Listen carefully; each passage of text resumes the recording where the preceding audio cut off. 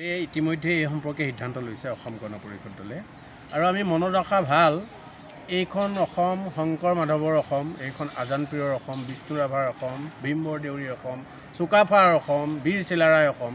ইয়াত সকলোৱে সমিল মিলেৰে জাতিটো সমিল মিলেৰে থাকি আগবাঢ়ি যাবলৈ চেষ্টা কৰিলেহে আমাৰ সকলোৱে উন্নতি হ'ব। আমি কেতিয়াও ইটো সিটো জনগোষ্ঠীৰ লগত সংঘাত আমি নিবিচাৰোঁ।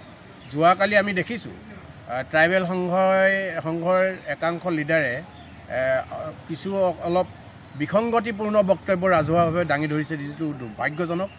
আৰু ইতিমধ্যে আমাৰ অসম গণ পৰিষদ দলে 6 জনগোষ্ঠীয় জনজাতি বিচাৰি থকা 6 জনগোষ্ঠীয় সংগঠনসমূহৰ লগত অহাকালিৰ পৰা ধাৰাবাহিক কথা পাতিব। আমি অসম গণ পৰিষদ দলে জনজাতিকৰণৰ সম্পৰ্কত ছাপোৰ্ট ইতিমধ্যে আগবঢ়াইছোঁ, আগতেও আমি পাৰ্লিয়ামেণ্টত আগবঢ়াইছোঁ, এতিয়াও আগবঢ়াম। সমান্তৰালভাৱে এক্সিষ্টিং ট্ৰাইবেলবিলাকৰ যাতে কোনো স্বাৰ্থত বিঘিনি নহয়, স্বাৰ্থ যাতে হানি বিঘিনি নহয়, তাৰ প্ৰতিও আমি নজৰ ৰাখিম। আমাৰ এটাই কথা, এই সম্প্ৰীতিৰ অসমখনত আমি সমিল মিলেৰে ট্ৰাইবেল নন ট্ৰাইবেল জনজাতি জনগোষ্ঠী হিন্দু মুছলমান সকলোৱে একত্ৰিত হৈ জীয়াই থাকিব লাগিব। এইটো অসম গণ পৰিষদ দলৰ স্থিতি। আমাৰ সাধাৰণ সম্পাদক আছে। আপুনি আমাৰ যিটো আগন্তুক বিধানসভা হ'ব, এই ক্ষেত্ৰত চিচিবগা সমষ্টিত AJP স্থিতি কি হ'ব? আমাৰ চিচিবগা সমষ্টিটো অসম গণ পৰিষদ দলৰ দীৱানত আছে। অকল চিচিবগাই নহয়, ধেমাজিও আছে। কিন্তু আমাৰ দল য'ত আমাৰ আগৰ শক্তিশালী ভেটি আছিলে, আমি এতিয়াও সেই শক্তিশালী ভেটিটো আমি অক্ষুণ্ণ য'ত ৰাখিব পাৰিছোঁ। ইতিমধ্যে কেন্দ্ৰীয় সমিতি এইখিনি আমাক ইনষ্ট্ৰাকশ্যন দিছে, আৰু কেন্দ্ৰীয় সমিতি প্ৰতিনিধি দলো ইয়ালৈ আহিব, আৰু ইয়াত আমি সভা সমিতি কৰিম।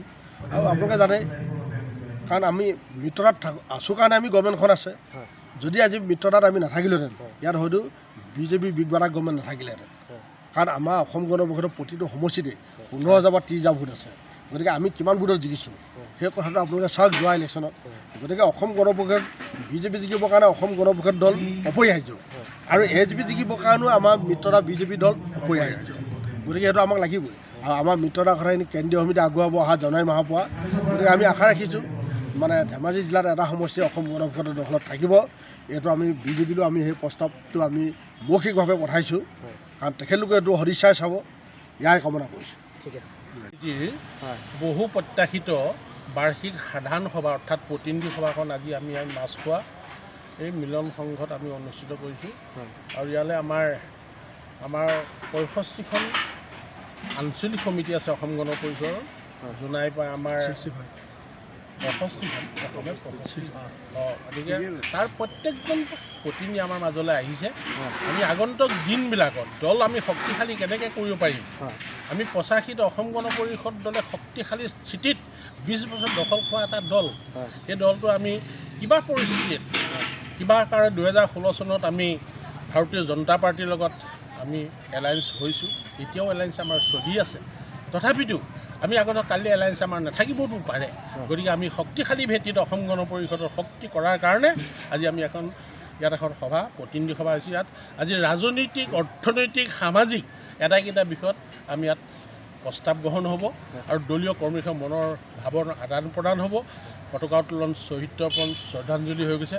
আৰু ইয়াত 15জন অসম গণ পৰিষদ দলৰ প্ৰতিষ্ঠাপক কৰ্মীক আমি এখন চেলেং কাপোৰ বা গামোচা আৰু ভগৱান শ্ৰীকৃষ্ণৰ শাস্ত্ৰৰ উত্তম গীতা ভাগৱত ধৰ্মৰ উত্তম নাম, দেৱতাৰ উত্তম দৈৱকী নন্দন বুলি কোৱা গীতা এভাগ আমি প্ৰত্যেকজন আমাৰ পুৰণা প্ৰতিষ্ঠাপক কৰ্মীসকলক দিয়াৰ কাৰণে আমি আয়োজন কৰিছোঁ। আমাৰ কেন্দ্ৰীয় সমিতি তুলাৰাম গগৈ, ৰুণকৰ ডাঙৰীয়া সাধাৰণ সম্পাদক আহিছে। আমি বহু কথা আলোচনা কৰোঁ। ইয়াত আজি আপোনালোকক কি কিবা প্ৰস্তাৱ লোৱা কথা? ইয়াত প্ৰস্তাৱ আমি ৰাজনৈতিক অৰ্থনৈতিক সামাজিক এটাইকেইটা দিশতে আমি আজি ইয়াত প্ৰস্তাৱ গ্ৰহণ কৰিম, আৰু আমাৰ গোটেই সিদ্ধান্তবিলাক এইবিলাক আমি কেন্দ্ৰীয় সমিতিলৈ পঠিয়াব লাগিব। কেন্দ্ৰীয় সমিতিয়ে অনুমোদন জনোৱাৰ পিছত কাৰ্যকৰী কৰা হ'ব। ঠিক আছে।